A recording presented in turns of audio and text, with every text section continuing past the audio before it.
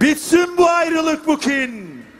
Li Tirkiye Partiya Dad û Geşepêdanê AK Partiya ku ev 19 salin Partiya Desthilatdar e li Enqereyê Kongreya xwe yê heftan li dar xist. Di kongrê da Serokê Heyî û Serokkomarê Tirkiye Recep Tayyip Erdoganê ku tekanê namzedê serokatiyê bû. Bi temamê dengên delegeyan careke din wek Serokê Giştî AK Partiyê hate hilbijartin. Herwa di kongrê da lijneya biryar û rêveberiya navend ku ji 5 kesan pêk dihat bû 75 kes û 47 navên nû ketin lîsteyê. Herwa êdî tê çavarêkirin ku piştî kongreyê di kabîneya wezîran da jî revîzyon pêk were.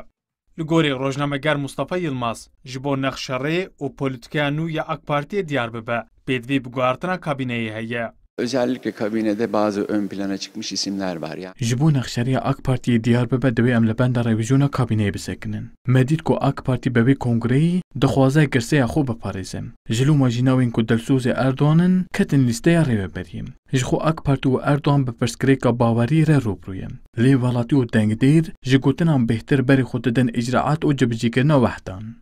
Laliyedin, hin siyasetmedarên Kurd jî di nav rêveberiya AK Partî da cî girtin. Li gorê rojnameger Semra Polat, ev pêngavekî erênî be jî. Ya girîng ev e ku ew kes wê çiqas daxwaz û mafên Kurdan bînin rojevê û wê polîtikayeke çawa bimeşînin.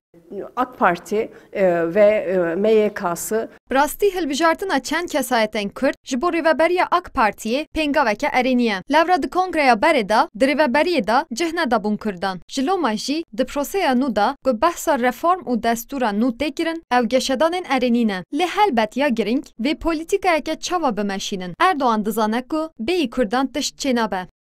Niha di siyaseta navxweya Tirkiyê herkes li benda revîzyona di kabîneyê da ye. Herî zêde jî li ser egera guhartina Wezîrê Navxwî Silêman Soylu û li gorî vê yekê pêwendiyên AK Parti û MHP û polîtikaya heyama nû tê nîqaşkirin.